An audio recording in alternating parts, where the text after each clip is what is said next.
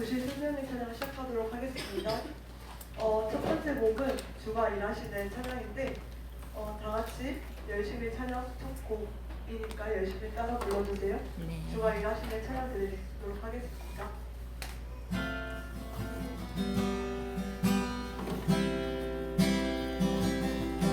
별이 저물어 갈 때 빈들에서 오를 때 그때가 하나님의 때 내 입으로 안 될 때 빈손으로 오를 때 내가 고백해 여호와 일래 주가 일하시는 주가 일하시네 주가 일하시네 주께 아끼지 않는 자에게 주가 일하시네 주가 일하시네 신뢰하며 없는 자에게 우리 모인 곳에 우리 모인 이곳에 주님 함께 계시네 그리네 아버지네 적은 떡과 물고기 내 모든 걸 드릴 때 모두 고백해 여호와 이래 주가 일하시는 주가 일하시네 주가 일하시네 주께 아끼지 않는 자에게 주가 일하시네 주가 일하시네 신뢰하며 없는 자에게 주가 일하시는 주가 일하시네 주가 일하시네 주께 아끼지 않는 자에게 주가 일하시네 주가 일하시네 신뢰하며 없는 자에게 신뢰하며 없는 자에게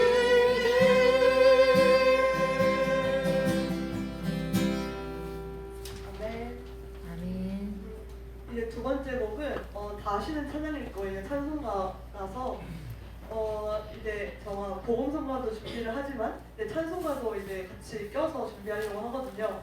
그러니까 이제 다 아시는 곡으로 찬송가를 다 넣었으니까 열심히 따라 불러주세요. 아멘. 주의 음성을 내가 들으니 찬양 드리도록 하겠습니다.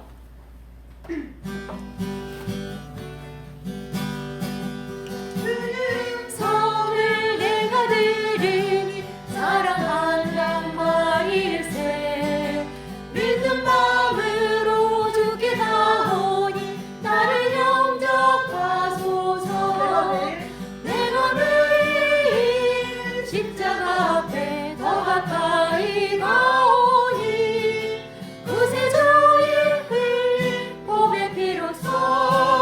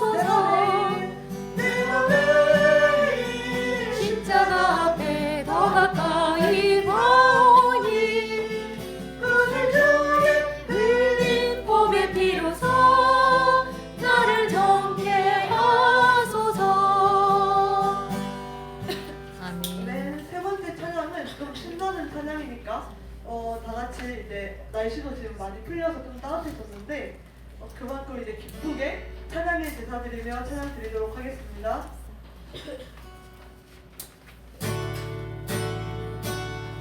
주의 말씀 안에서 주의 성소로 가네 영원스러운 이곳에 우리 기쁘게 왔네 거룩한 보좌 앞에서 따뜻함을 느끼네 우리 마음을 경배하며 찬양의 사드리네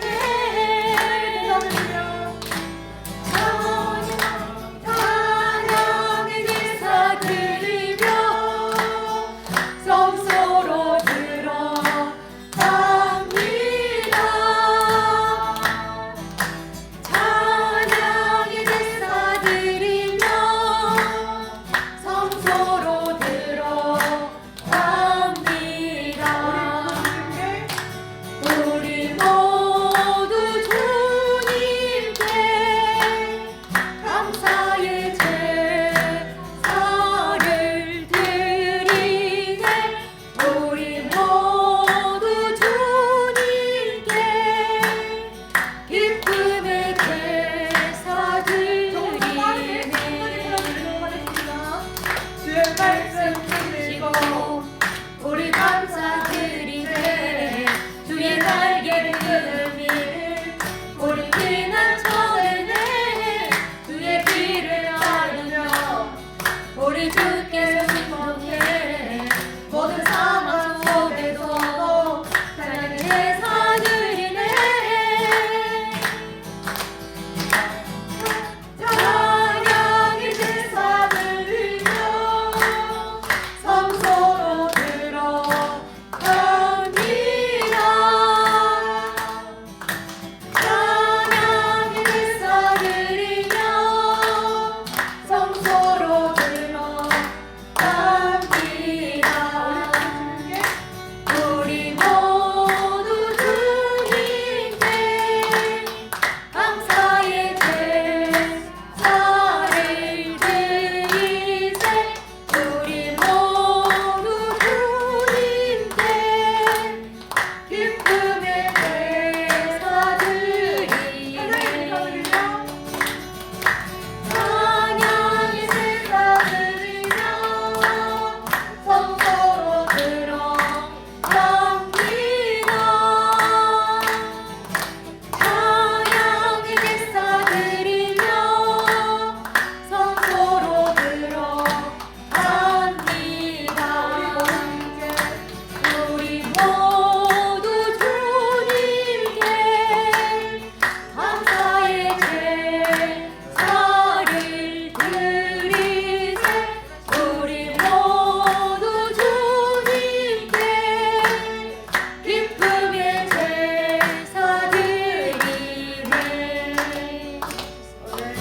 이 곡을 그때 예지가 한 번 했었어요. 이제 연주할 때. 근데 그때는 피아노로 해가지고 이런 느낌의 찬양인 줄 몰랐는데 조금 이제 기타로 들어가니까 약간의 실수가 있었는데 다들 아실 거예요. 내가 이제 너무 틀이 됐기 때문에 그래서 이해 부탁드리고 이제 좀 느린 찬양으로 다시 바뀌니까 이제 기도하는 시간을 가지면서 이제 예배 준비하는 마음으로 은혜 찬양 드리고 예배 준비하도록 하겠습니다.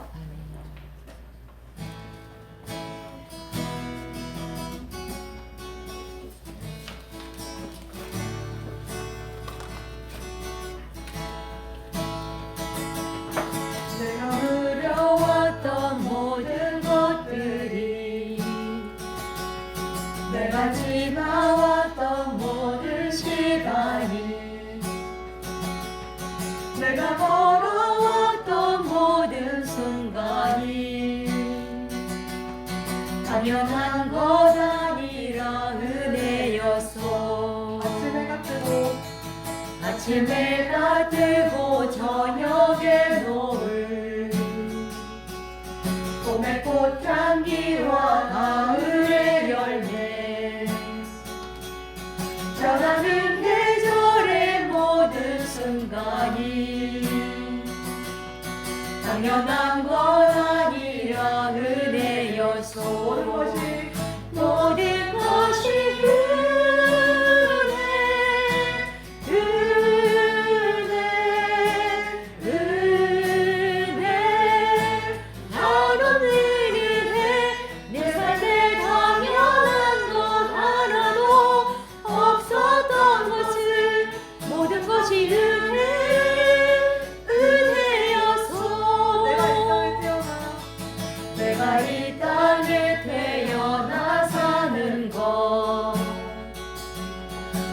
어린아이 시절과 지금까지 숨을 쉬며 살며 꿈을 꾸는 삶 당연한 것 아니라 은혜였소. 내가 하나님의 자녀로 살며 오늘 찬양하고 예배하는 삶 복음을 전할 수 있는 축복이 당연한 것 아니라 은혜였어. 모든 것이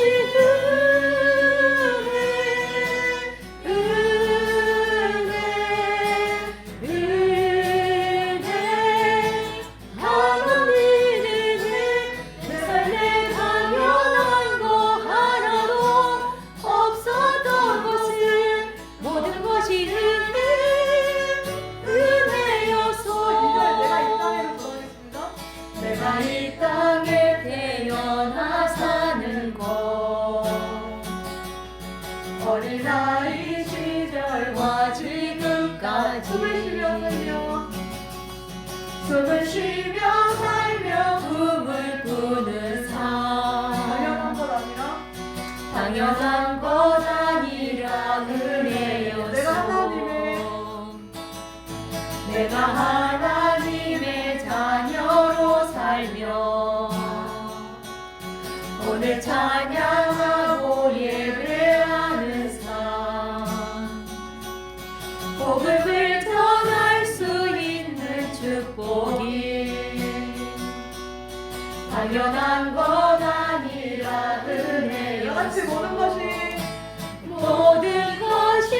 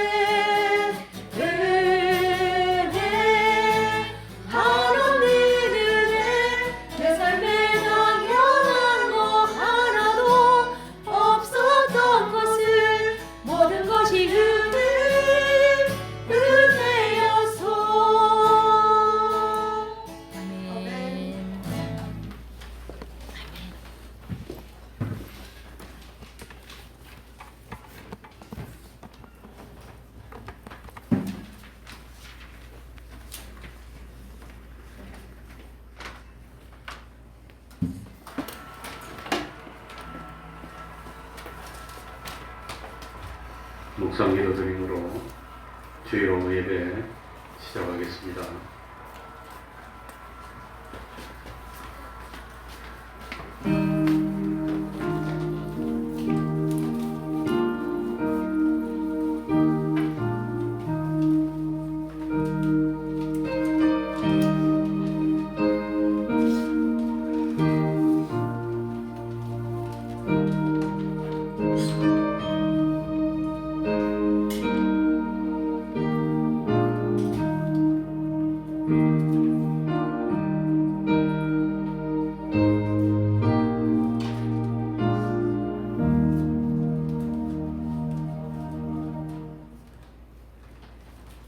찬송 올리겠습니다.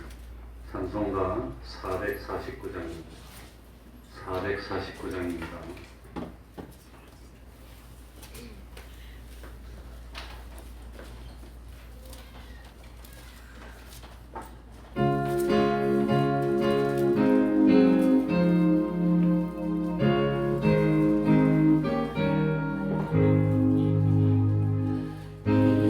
세상의 친구들 나를 버려도 나를 사랑하느니 예수뿐일세. 예수 내 친구 날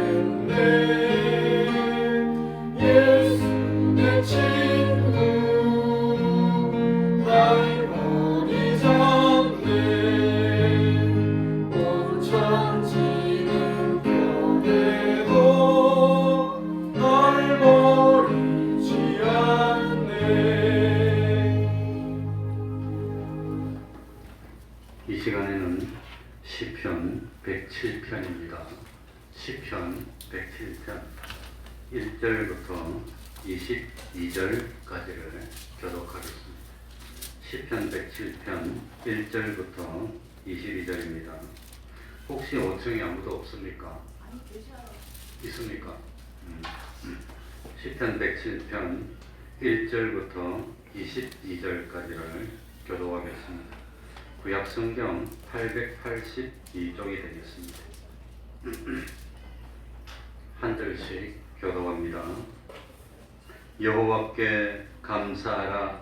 그는 선하시며 그 인자심이 영원하미로다. 여호와께 구속함을 받은 자는 기다리지 말지어다. 여호와께서 대적의 손에서 저희를 구속하사 동서남북 각 지방으로부터 모으셨도다. 저희가 광야 산속에서 방황하며 말씀을 찾지 못하고 저리고 목마름으로 그 영혼이 속에서 피곤하였도다. 이에 저희가 그 근심 중에 여호와께 부르짖으매 그 고통에서 건지시고 또 바른 길로 인도하사 그할 성에 이르게 하셨도다. 여호와의 인자하심과 인생에게 하신 기이한 일을 인하여 그를 찬송할지어다. 저가 사모하는 영혼을 만족해 하시며 줄인 영혼에게 좋은 것으로 채워주심이로다. 사람이 불안과 소망의 그늘에 앉으며 공고와 쇠사슬에 있는 하나님의 말씀을 거역하며 지존자의 뜻을 멸시함이라. 그러므로 수고로 저희 마음을 낮추셨으니 저희가 엎드려도 눕는 자가 없었도다. 이에 저희가 그 근심 중에 여호와께 부르짖음에 그 고통에서 구원하시되 그동안 사람의 그늘에서 인도하여 주시고 그 모든 길을 쳐내셨도다. 여호와의 인자심과 인생에게 행하신 기이한 일을 인하여 그를 찬송할지로다. 저가 눈물을 깨끗이며 새 빗장을 꺾으셨음이로다. 미련한 자는 저희 범가와 죄악의 연고로 곤란을 당하매 저희 혼이 각종 식물을 시절하며 사망의 눈에 가깝도다. 이에 저희가 그 근심 중에서 여호와께 부르짖으며 그 고통에서 구원하시되 저가 그 말씀을 보내어 저희를 지시사 위경에서 건지시는도다. 여호와의 인자심과 인생에게 행하신 기이한 일을 인하여 그를 찬송할지로다. 감사대로 들으며 노래하여 그 행사를 선포할지로다. 아멘. 이제 이 시간 예배를 위해서 통성으로 기도드리겠습니다.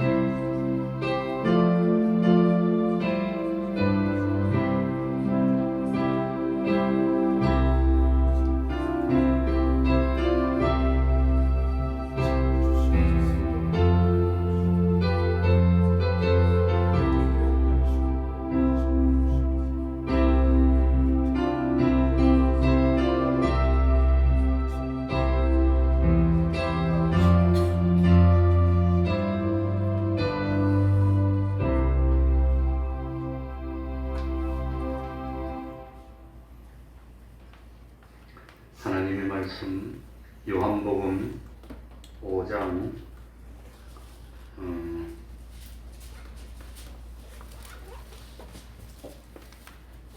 요한복음 5장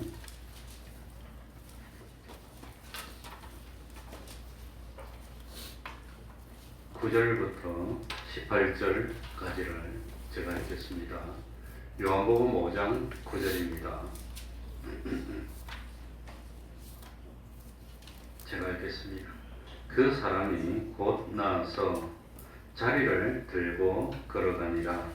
이날은 안식일이니 유대인들이 병 나은 사람에게 이르되 안식일인데 네가 자리를 들고 가는 것이 옳지 아니하니라. 대답하되 나를 낫게 한 그가 자리를 들고 걸어가라 하더라 한데 저희가 묻되 너더러 자리를 들고 걸어가라 한 사람이 누구냐 하되 고침을 받은 사람이 그가 누구신지 알지 못하니 이는 거기 사람이 많으므로 예수께서 이미 피하셨음이라. 그 후에 예수께서 성전에서 그 사람을 만나 이르시되 보라 뇌가 나았으니 더 심한 것이 생기지 않게 다시는 죄를 범치 말라 하시니 그 사람이 유대인들에게 가서 자기를 고친 이는 예수라 하니라. 그러므로 안식일에 이러한 일을 행하신다 하여 유대인들이 예수를 핍박하게 된지라. 예수께서 저희에게 이르시되 내 아버지께서 이제까지 일하시니 나도 일한다 하시매 유대인들의 일을 인하여 더욱 예수를 죽이고자 하니 이는 안식일만 범할 뿐 아니라 하나님을 자기의 친아버지라 하여 자기를 하나님과 동등으로 삼으심이로라. 아멘.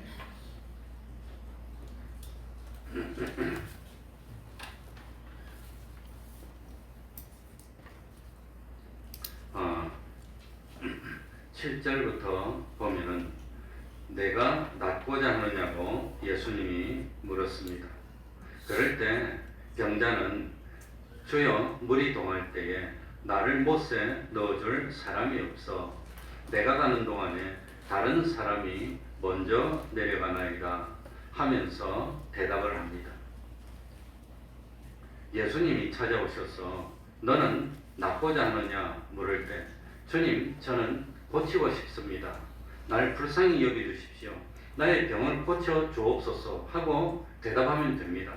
그런데 만왕의 왕이 되시고 전지전능하신 주님이 찾아오셔서 너가 낫고자 하느냐? 낫고자 하느냐는 고쳐주겠다는 뜻입니다. 내가 능히 고칠 수 있다는 뜻입니다. 그런데도 불구하고 이 38년 된 병자의 생각에는 지금이라도 빨리 물이 출렁일 때 남보다 먼저 못으로 들어가야 된다는 생각으로 가득 차 있다고 하는 겁니다. 또 주님을 만났습니다.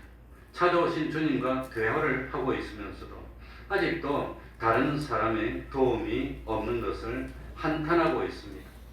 그래서 참 다른 사람이 나를 도와주지 않고 또 내가 빨리 못 들어간다 하더라도 다른 사람들이 방해하지 않고 좀 양보해주면 내가 기어서라도 천천히 들어가게 될 텐데 그런데 다른 사람들이 자꾸 방해한다고 하는 겁니다.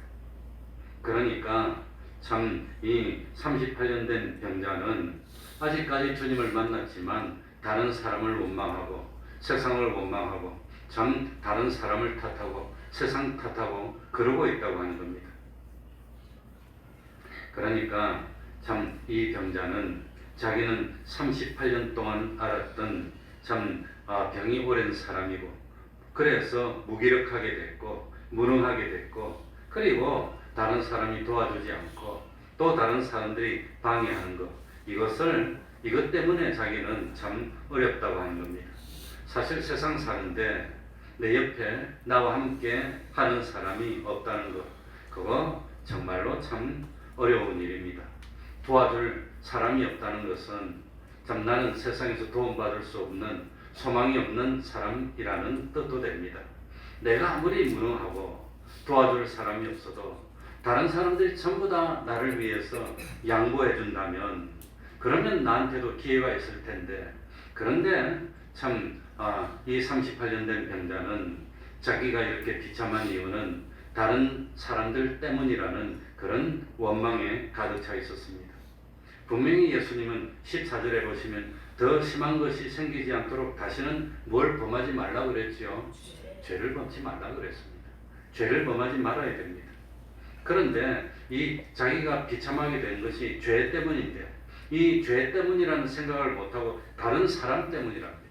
내가 죄를 범해서 하나님께 복을 받지 못해서 일이 됐습니다 하는 걸 깨달아야 되는데 그러지를 못하고 있습니다. 그러니 주님 한 분이면 능치 못함이 없는 것인데 이거 도와주는 사람이 없는 것을 참 한탄하고 다른 사람의 방해를 원망하면서 참 세상을 살고 있는 것이 오늘날 누구 모습이라고요? 그것이 우리 모습이라고 하는 겁니다. 내가 그렇다고 하는 겁니다. 지금 나의 모습입니다. 그래서 시편 146편 3절부터 5절에 보면은 방백들을 의지하지 말며 도울 힘이 없는 인생도 의지하지 말지니 그 호흡이 끊어지면 흙으로 돌아가서 당일에 그 도모가 소멸하리로다. 그러니 도울 능력이 근본적으로 없는 사람들을 의지하지 말라는 겁니다. 그래서 저도 가만히 생각해 봤습니다. 내가 좀 능력이 많이 있다면 우리 교인들 다 도와주고 우리 자식들도 다 도와주면 참 편안하게 살면 될 텐데 그런데 내가 능력이 없더라고요. 내가 내 한 몸 건수하는 것도 힘들더라고요. 그러니까 우리들에게는 하나님밖에 없습니다. 마침내 8절에 보면 예수께서 가라사대 일어나 내 자리를 들고 걸어가라고 명령을 합니다. 예수님은 이 믿음이 없는 38년 된 병자를 야단치지 않습니다. 끝까지 야단치지 않습니다. 다만 일어나서 너의 자리를 들고 걸어가라고 기회를 줬습니다. 이때 순종해서 일어나면 고치는 겁니다. 내가 어떻게 일어납니까 하고 거절하고 일어날 생각을 하지 않고 주저앉아 있으면 그대로 끝이 나는 겁니다. 주님은 수도 없이 우리들에게 찾아오셔서 일어나 자리를 들고 걸어가라고 명령했을 겁니다. 그런데 그 명령에 순종할 생각이 없는 겁니다. 주님의 말씀을 마음에 받아들일 생각이 없는 겁니다. 그게 문제입니다. 그게 병이라고 하는 겁니다. 오전에도 말씀드렸지만 이때까지 이 38년 된 병자에게 와서 일어나 자리를 들고 걸어가라고 말해주는 사람은 단 한 사람도 없었습니다. 또 38년 동안 단 한 번도 자리를 들고 걸어본 적도 없습니다. 경험에 없던 일입니다. 그러나 참 주님이 일어나서 자리를 들고 걸어가라 그럴 때 아무런 의심 없이 일어나려고 하니까 확 일어서지는 겁니다. 걸어가니까 걸어가지는 겁니다. 그 순간 고쳤다고 하는 겁니다. 기적으로 고칠 때는 뭡니까? 이거 조금씩 낫는 게 아니라 한 목에 팍 나서서 그냥 가는 겁니다. 그러니 예수님이 참 베드로의 집에 가서 장모가 열병으로 누워 있었는데 그 예수님이 고쳐주니까 조금씩 나아가지고 이제 좀 몸이 회복되고 하루 지나면 회복되고 그거 아닙니다. 팍 회복돼가지고 그 순간 주님을 수종 들고 음식하고 다 하는 겁니다. 이게 기적이라고 하는 겁니다. 그러니까 38년 동안 못 걸었으니까 다리도 좀 구부리고 힘도 좀 주고 이렇게 연습도 좀 해보고 그래고 천천히 일어선 거 아닙니다. 일어나라니까 탁 일어서고 걸어가라니까 그냥 팍팍 가는 거예요. 믿고 순종만 하면 능치 못할 일이 없는 겁니다. 주님이 말씀하시는데 이러쿵저러쿵 변명하고 이유를 달 이유가 없다고 하는 겁니다. 자리를 들고 걸어가라 하면 그냥 자리를 들고 걸어가려고 의지로 딱 일어서서 걸어가면 되는데 그걸 못하는 겁니다. 그걸 안 하고 있는 겁니다.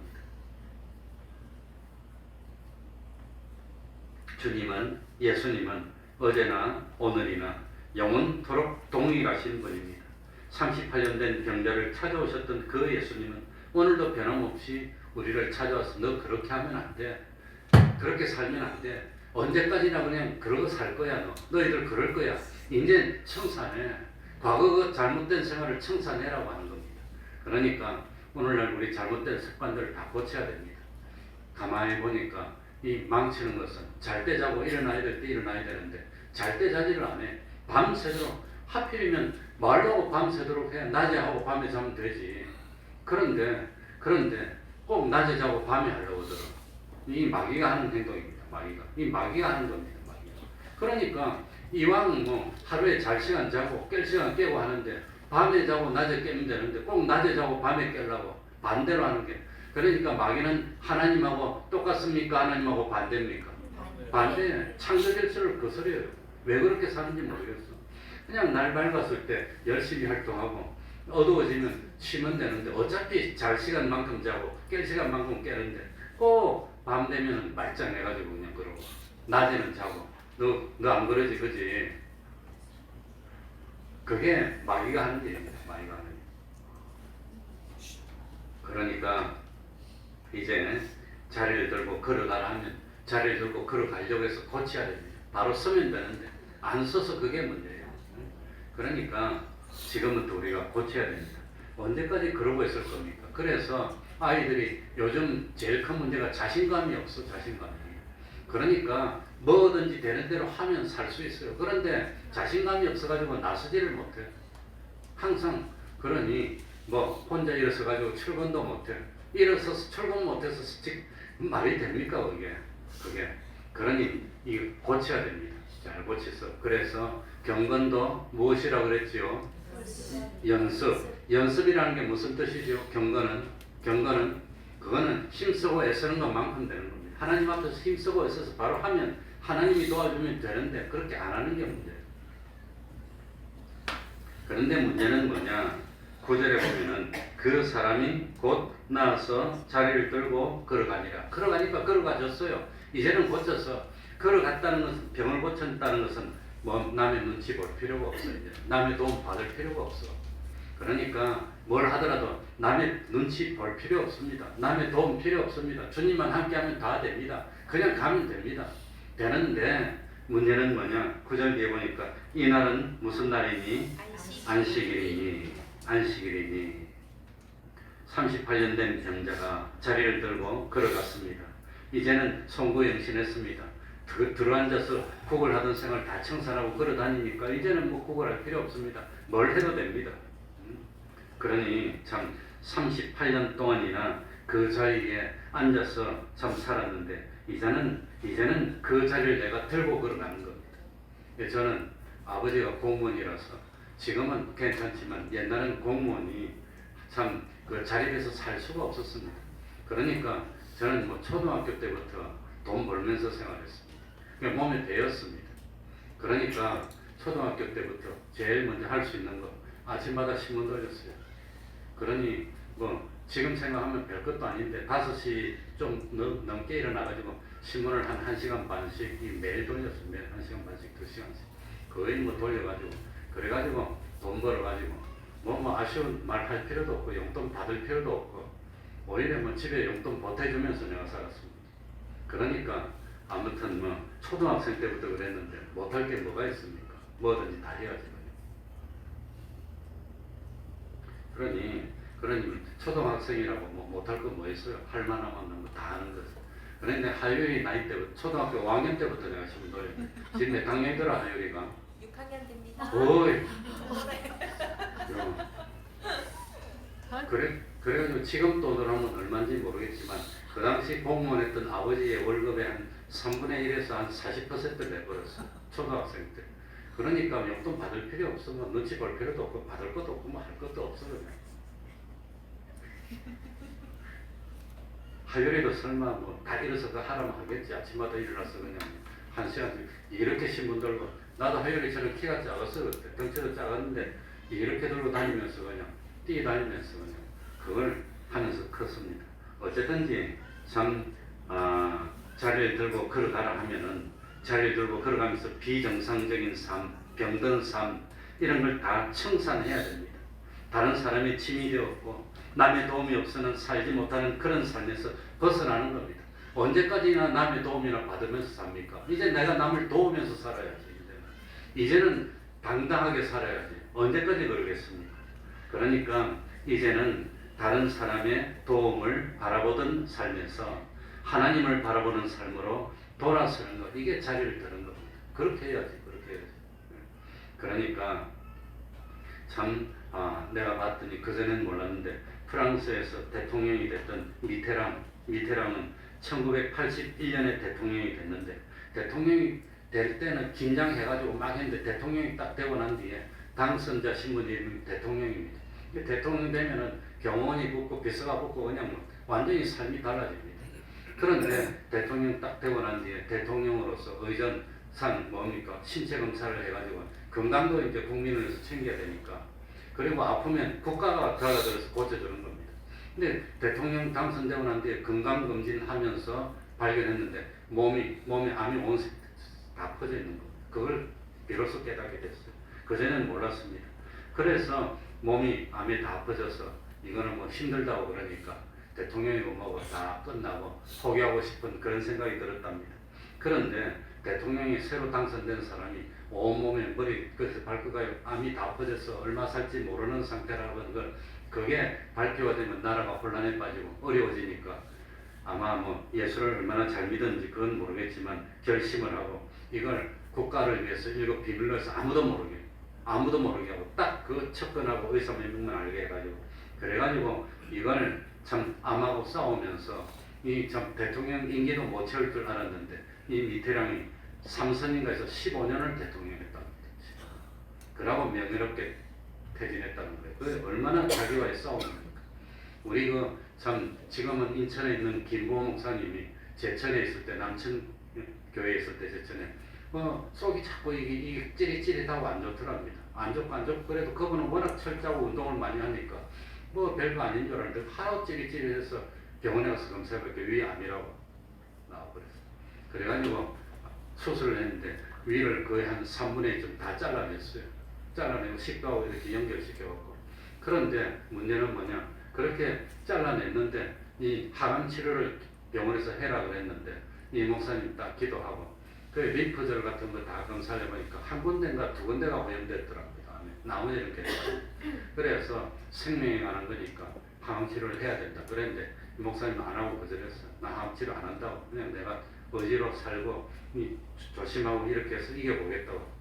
그래가지고 항암 치료를 거절했는데 생명에 관한 거 그거 어려운 겁니다. 그런데 믿음으로 딱 버티고 했는데 지금 암 수술한 지가 내 생각에는 한 7, 8년 된 것 같아요. 그런데 지금도 건강하게 버티고 있습니다. 어찌된지 그건 모르겠어요. 그러고 위가 없어졌는데도 불구하고 지금 밥도 잘 먹어요. 그 대신 과식하면 안 된답니다. 과식은 안 하는데 똑같이 올려서 밥 먹고 하는데 지금도 건강하게 그렇게 지내고 있습니다. 그러니까 참 다른 사람이 상상도 할 수 없는 정신력 이거 가지고 하나님께 기도하면서 버티고 이기는 겁니다.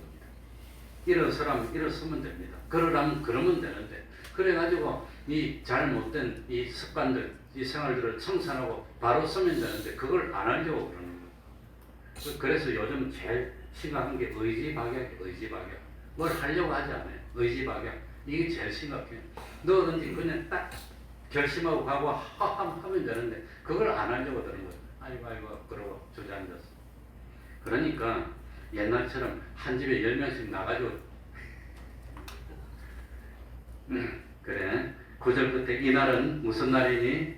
안식일이니 10절에 다 같이 읽어보겠습니다. 이게 이제 문제입니다. 물고 늘어집니다. 유대인들이 10절입니다. 시작 유대인들이 병 나은 사람에게 이르되 안식일인데 너희가 자리를 들고 가는 것이 옳지 아니하니라.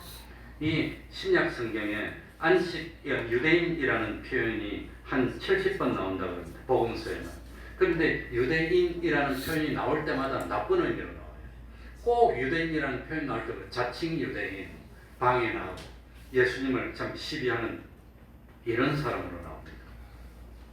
어쨌든지 참 이 유대인들은 자칭 정통이라고 하면서 자기들도 지키지 못하는 그런 규례를 많이 만들어 놓고 그 규례를 잘 지키면 신앙이 좋다고 생각하는 겁니다. 이 잘못입니다.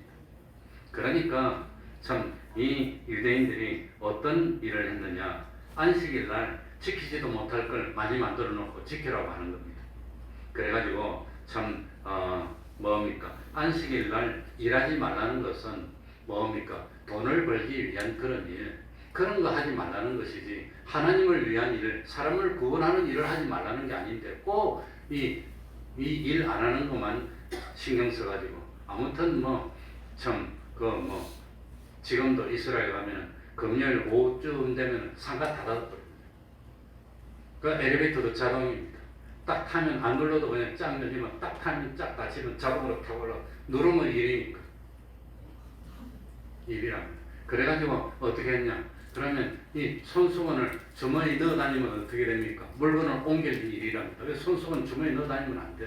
죄지어 갖고 지옥 가랍니다. 그래서 손수건을 주머니 넣지 말고 목에 이렇게 딱 달고 다니면 이거는 일이 아니랍니다. 왜? 옷이 되니까. 몸을 가려서 옷이잖아요. 그래 옷으로 입고 다니는 것처럼 필요하면 딱 떼고 닦고 또 딱 그러면 된다. 그러니까 이렇게 외식을 했다는 거예요. 유대인들이. 그게 말이 됩니까? 그러니 참 이거 마태복음 12장 10절 이하에도 보면 바리새인들이 예수님께 왔습니다. 안식일인데 병을 고치는 것이 옳은 일입니까? 물어봅니다. 그럼 안식일 날 너희 집에 기르던 돈 많이 나가는 소가 구렁텅이 탁 빠져서 죽어가면 끄집어내고 살려줄 거냐? 죽으라고 놔둘 거냐? 물어봤더니 아무 말도 못해. 그래서 예수님은 안식일이라도 구덩이에 양이나 소가 빠져있으면 건져내야 하는 것처럼 안식일이라도 사람을 구원하는 이런 일을 해야지. 그 어떻게 일을 안 합니까? 그러니까 사람을 구원하는 일 한다고 하는 겁니다. 그런데 그 안식일이 오늘날 무슨 날로 바뀌었죠? 주일날로 바뀌었습니다. 우리는 여기에 대해서 틀림이 없어야 됩니다. 근데 지금도 그냥 참 나를 그렇게 괴롭히는 사람이 있어요. 안식일이 오느냐 주일이 오느냐 아무튼 뭐 그렇게 괴롭히더라고. 그런데 성경에 보면은 사도들이 주일을 지킵니까? 안식일을 지킵니까? 처음에는 안식일을 같이 지켰다가 주님이 부활하고 난 뒤에는 무슨 날을 지켜지요? 주일 지켰어. 그러고 지금까지 의심 없이 주일을 지키는 겁니다. 그러면서 갈라디아서 보면 사도들이 전해준 것 외에 다른 걸 가르치면 뭘 받으리라? 저주를 받는다. 그러니까 사도들이 지킨 걸 그대로 지키는 것이 그게 올바른 겁니다. 그래서 시간이 좀 없기는 하지만 그 안식일이 주일로 바뀐 모습은 예수님 당시 초대교회에 너무나 많은 문헌에 나오고 있습니다. 문헌에 나오고 있다는 말은 그 당시에 기독교인들의 모습이 주일을 아무런 의심 없이 받아들여서 그냥 주일을 지켰다고 하는 뜻입니다. 그리고 중요한 것은 원래 안식일은 유대인들을 참 위한 것이었고 이 안식일을 언제부터 지키기 시작했을까? 안식일을 언제부터 지키기 시작했을까? 제가 이 성경을 보니까 안식일을 지키기 시작한 것이 언제부터냐? 출애굽해가지고 만나를 내렸을 때, 그 하나님이 만나를 내렸을 때 그때 안식일에는 나가서 만나를 뭐하지 말라?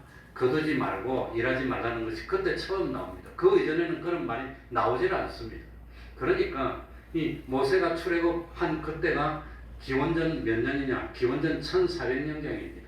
그러니까 기원전 1400년에서 1450년경 그 사이에 처음으로 안식일 제도가 만들어져서 십계명을 받고 그때부터 지켰지. 그 이전에 아브라함이 안식일을 지킨 모습이 성경에 나옵니까? 안 나옵니까? 안 나와요. 그럼 이삭은 주일 지킨 모습이 나옵니까? 안 나옵니까?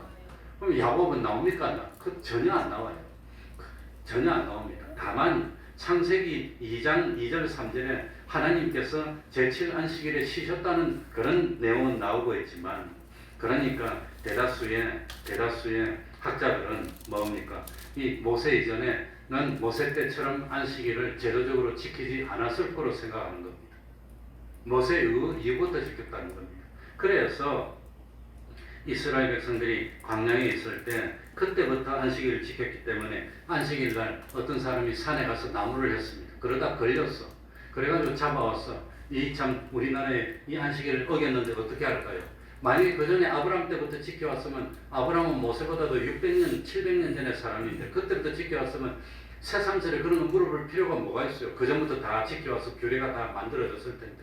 그런데 그 전에 안 지켰으니까 산에 안식일을 나무하다 걸렸는데 어떡할까요? 하나님께 물어봤다는 겁니다. 만약에 아담 때부터 안식일을 지켰다면 수천 년간 벌써 지켰는데 그런 걸 왜 물어봅니까? 다 벌써 규례가 완성되어 있지. 그런데 이런 걸 하나님께 물어봤어. 어떻게 해야 될지 모르겠다. 하나님께 물어봤다는 것은 물론 돌로 쳐서 죽여라 해서 돌로 쳐서 죽였어요. 그때는. 아무튼 그것은 그 이전에는 그런 일이 없었다고 하는 겁니다. 없었으니까 새로이 온 것이 아니냐 그리 생각이 됩니다. 그러니까 이 참 안식일은 언제부터 출애굽한 이 이스라엘 백성들 그때부터 지킨 것이지 그 이전에는 없었다고 하는 겁니다. 그러니까 이 참 안식교인들이 안식에 샀는데 그건 참 뭡니까? 그 전부터 그렇게 지키지 않고 유대인들이 지켰는데 실패했어. 그랬다가 지금 다시 주신 거니까 얼마든지 그럴 수 있는 겁니다. 그리고 예수님도 안식일을 지켰다고 주장하는데 예수님은 율법을 파괴하러 온 것이 아니라 뭐하러 오셨어요? 완성하러 오신 겁니다. 그러니까 예수님이 대속을 완성하기 전에는 율법의 인대로 안식일을 지켰다가 십자가를 지고 난 뒤에는 한 번도 안식일 안 지킵니다. 그 다음부터 뭘 지켰어요? 부활 후에는 주일 지켰다고 하는 겁니다. 그래서 부활한 모습을 드러내고 예배를 인도하는 것은 전부 다 주일날만 한 겁니다. 그래서 제가 성경에 찾아봤더니 예수님이 부활도 주일날입니다. 예수님이 지상에서의 생애를 마치고 하늘나라로 올라가신 것도 주일날입니다. 예수님이 다락방에 모인 제자들에게 나타나서 설교하고 처음으로 주일 지키기 시작한 것 그것도 주일날입니다. 요한복음 20장에 주로 나오지만 그리고 예수님이 부활 후에 떡을 떼셨다는 표현이 나오는데 초대교회 때는 주일마다 떡을 떼고 성찬을 했습니다. 그러니까 떡을 뗐다는 것은 예배를 드리고 성찬하는데 그것이 무슨 날만 있었어요? 주일날만 있었다는 겁니다. 그리고 참 예수님께서 제자들을 향해서 성령을 부어주신 날도 주일날이고 당연히 오순절도 주일날이 성령 부었고 그리고 요한계시록에 사도 요한이 주님을 만난 날도 주일날입니다. 주의 날. 그리고 마지막으로 사도행전 20장에 우리들이 다 아는 것 사도 바울의 일행들이 드로아에서 7일을 머뭅니다. 7일이면 주일날부터 토요일까지 다 들어갑니다. 그런데 7일을 머물렀는데 안식 후 첫날 모여서 떡을 떼고 예배를 드렸다는 겁니다. 그러니까 안식일도 있고 주일도 있을 때 안식일 안 지키고 뭘 지켰어요? 주일 지킨 게 성경에 나옵니다. 이 사도들의 가르침대로 해야지 그렇지 않으면 저주를 받는 겁니다. 그리고 고린도전서 16장에 보면 헌금 문제가 나옵니다. 그런데 헌금하는 것도 언제 하라고 그랬지요?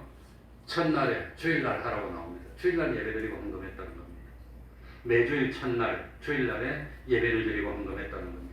그러니까 오늘날은 안식일을 안 지키고 날짜가 바뀌어서 주일날 지키는데 다만 주일을 지키는 것은 구약시대의 안식일 지켰던 것 같은 규례로 지킨다고 하는 겁니다. 그러니까 요즘처럼 일부 일들이고 다니고 하는 그런 거는 옳지 않다고 봅니다. 옳지 않지만 그러나 참 이 주일날이라 하더라도 사람 구원하기 위한 이런 활동은 다 하는 겁니다. 10절입니다. 10절에 보면 유대인들이 병나은 사람에게 이르되 안식일인데 너가 자리를 들고 가는 것이 옳지 아니하니라. 이 유대인들의 눈에는 뭐만 보입니까? 38년 동안 너가 병들어 있었잖아. 너는 38년 동안 한 번도 걸은 적도 없잖아. 너는 38년 동안 한 번도 일어서서 걷지를 못했잖아. 근데 지금 어떻게 걷게 됐니? 누가 고쳐줬니? 어떻게 이런 기적이 일어났니? 이게 더 큰 일입니까? 자리 들고 가는 게 큰 일입니까? 그런데 유대인들의 눈에는 이 38년 동안 걷지도 못했는데 일어서지도 못했는데 어떻게 해서 이런 기적이 나타나니? 누가 걷게 만들어줬니? 하나님께 영광을 돌려야 되겠다. 이게 아니라 왜 자리를 들고 걸어가면 죄를 범하니? 여기에 초점 맞춰서 누가 고쳐준 줄 알고 있습니까? 예수님이 고쳐준 줄 알고 있으니까 왜 어떻게 고쳐졌니? 어떻게 기적이 났니? 누가 고쳤니? 이거 안 물어봐요. 딱 왜 안식일인데 자리를 걷니? 이거 시비를 걸기 위해서 이것만 물어보는 거예요. 이게 문제입니다. 이게. 그랬더니 11절 12절에 보면 대답하되 나를 낫게 한 그가 당신들은 나를 못 고쳐줬잖아. 고쳐주려고 하지도 않았잖아. 참 나를 낫게 해준 하나님의 사람인 그가 걸어가라 해서 걸어가는데 왜 그래 샀냐고. 그가 걸어가라고 했어. 나에게 기적을 베풀어 주시고 하나님과 함께 역사하신 그분이 걸어가라고 했는데 당신들이 왜 시비냐. 난 나를 고쳐준 그분의 말을 듣겠어요. 그러니까 걸어가는 사람이 누구냐, 고쳐준 사람이 누구냐 12절에 보시기 바랍니다. 그건 안 물어봅니다. 저희가 볼 때 너더러 자리를 들고 걸어가라는 사람이 누구냐, 너를 고쳐준 사람이 누구냐 이렇게 물어야 됩니다. 아무도 못했는데 그분이 하나님의 사람이구나 이래 돼야 되는데 너를 걸어가라는 사람이 누구냐 그것만 물어봤고 죽이려고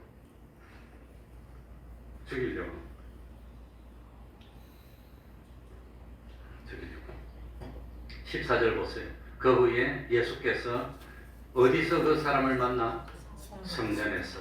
베데스다 못하고 성전하고 가깝습니다. 한 50m도 안 떨어졌어요. 50m 안 되나? 한 50m 좀 될 거야. 그러니까 이 베데스다 못에서 성전 따지는 금방인데, 그런데 예수님이 드디어 이 베데스다 못은 성전 바깥입니다. 예루살렘 성안이지만 드디어 성전 안에서 이 고침받은 병자를 만났다고 하는 겁니다. 그러니까 이 참 예수님은 이 병자하고 아직까지 할 일이 하나 남아 있어요. 뭐냐? 육신의 병만 고쳐줘봐야 좀 지나면 또 병들 건데 그게 문제가 아니라고 하는 겁니다. 그러니까 이 참 육신의 병이 문제가 아니라 죄의 병들어서 멸망으로 가는 그걸 고쳐줘야 되니까 성전 안에서 만났습니다.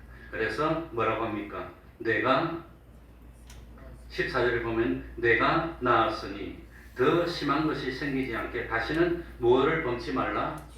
38년 동안이나 병들어서 그냥 들어누워서 그렇게 고생하고 인간 대접을 못 받았는데 그거보다 더 심하게 되는 일이 있는데 뭘 범하면 더 심하게 돼요? 죄를 범하면 더 심하게 돼. 죄를 범하면 어디로 갑니까? 지옥에 가니까 더 심하지. 38년 동안 지옥 생활한 것만 해도 지옥 같은 생활한 것만 해도 힘든데 죄를 범하면 이거는 영원한 지옥으로 빠지면 더 심해져. 그러니까 이제 고침받았으니까 과거에 죄를 지었던 걸 했던 지금부터는 다시는 뭘 범하지 맙시다. 죄를 범하지 말아서 더 심한 것이 생기지 않도록 해. 다시는 죄를 범치 말라. 그리고 죄를 안 범하고 살 수는 없겠지만 그러나 죄를 범하지 않으려고 노력하면은 하나님이 기뻐하신다는 겁니다. 그러니까 지금부터는 할 수만 있으면 무슨 일이 있어도 다시는 뭘 범하지 맙시다. 죄를 범하려고 하지 맙시다. 의를 행하려고 합시다.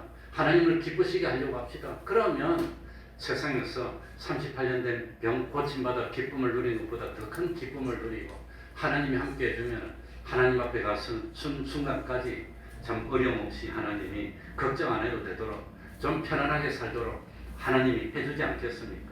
그러니까 이제부터는 뭘 범하지 맙시다. 죄를 범하려고 하지 맙시다. 더 심한 것이 생기면 안 됩니다. 그리고 15절에 보면 그 사람이 유대인들에 가서 자기를 고친 이는 누구라고 증거하지요? 예수님이 고쳐주셨답니다. 예수님이 걸어가라 했다가 아닙니다. 나를 고쳐주신 분은 예수님이라고 증거하고 다녔다고 하는 겁니다.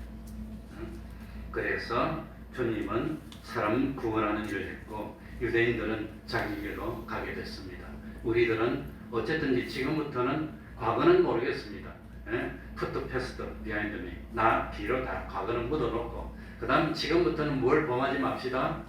죄를 범하지 말고 하나님 기쁘게 하는 생활하는 우리가 됩시다. 기도하겠습니다. 하나님 아버지 감사드립니다. 38년 된 병을 알아서 걸어보지도 못하고 자리 보존하고 누워있었던 것보다도 더 비참한 일이 생기지 않도록 다시는 죄를 범하지 않는 저희들이 되게 하여 주옵소서. 하나님 아버지 이제는 의를 행하는 삶을 살고 하나님을 주님을 증거하는 삶을 살고 할 수만 있다면 하나님을 기쁘시게 하는 믿음 생활하여서 참 우리의 육신의 병 고치고 연약한 마음의 병도 고치고 나쁜 습관의 병도 고치고 참 이 무기력한 무기력도 고치고 하나님 앞에 나와서 언제든지 주님이 불러주시면 종이 듣겠습니다. 달려나갈 수 있는 저희들이 돼서 참 영원한 하늘나라를 준비하여 하늘나라에서 영원한 영광 기쁨 누릴 수 있는 저희들이 되게 해주시고 세상에서도 수치를 당치 않는 저희들이 될 수 있도록 은혜 베풀어 주시옵소서. 예수님 이름으로 기도하옵나이다. 아멘. 찬송하겠습니다. 514장입니다. 514장입니다.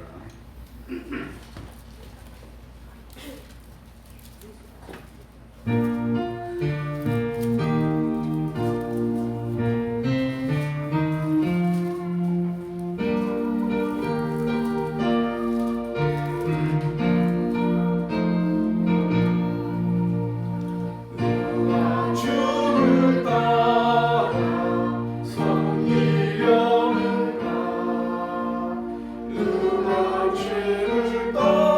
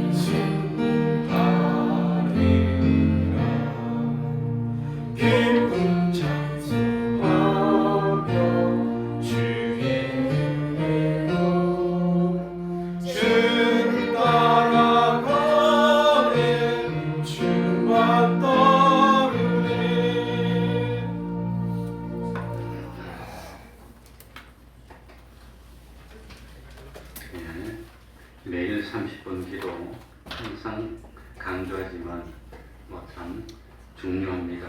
한 사람하고 안 한 사람, 매일 기도하고 매일 성경 읽는 사람하고 안 한 사람하고 결국은 어마어마한 차이가 납니다. 하루 이틀 그건 아무것도 아닙니다. 근데 1년 사이고 10년 사이고 50년 사이면 그건 하늘나라 가서 보면 굉장히 차이가 날 겁니다. 그러니까 30분 기도, 성경 읽기, 전도하기, 가정예배 잊지 맙시다. 그리고 참 우리 승리하는 것, 전도예비, 건초예비도 동참하고, 그리고 다음 주는 제가 월요일 갔다가 수요일 날 밤늦게 올 겁니다. 수요일 날 밤늦게 올 건데 무사히 갔다 올 수 있도록 기도해 주시기 바랍니다. 그리고 새벽 기도 많이 나오시기 바랍니다. 지금 뭐 새벽 기도는 나오는 사람이 없어요. 그냥 허공에다 대고 우리 사모하고 둘이 하고 있고, 김진환 집사님이 오시다가 요새 독감 걸리고 이빨 뭐 임플란트 해가지고 그냥 정신이 그러고 있는데, 어쨌든 이제 뭐 그래도 뭐 예배는 해야 되죠. 혼자더라도 하긴 하지만 많이 힘쓰도록 합시다. 수요일 예배도 많이 나오시기 바랍니다. 그럼 다 같이 일어나셔서 3장 찬송 부르고 주기도문으로 예배를 마치겠습니다.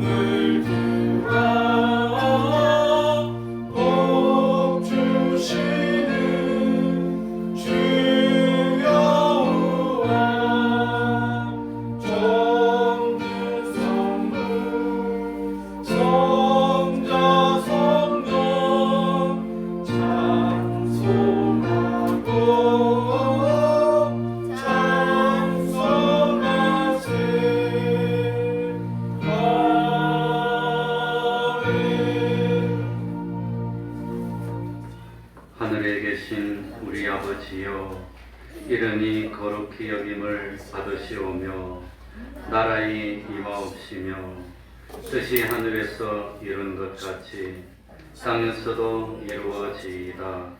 오늘날 우리에게 일용할 양식을 주옵시고 우리가 우리에게 죄 지은 자를 사하여 준 것 같이 우리 죄를 사하여 주옵시고 우리를 시험에 들게 하지 마옵시고 다만 악에서 구하옵소서. 대개 나라와 권세와 영광이 아버지께 영원히 있사옵나이다. 아멘.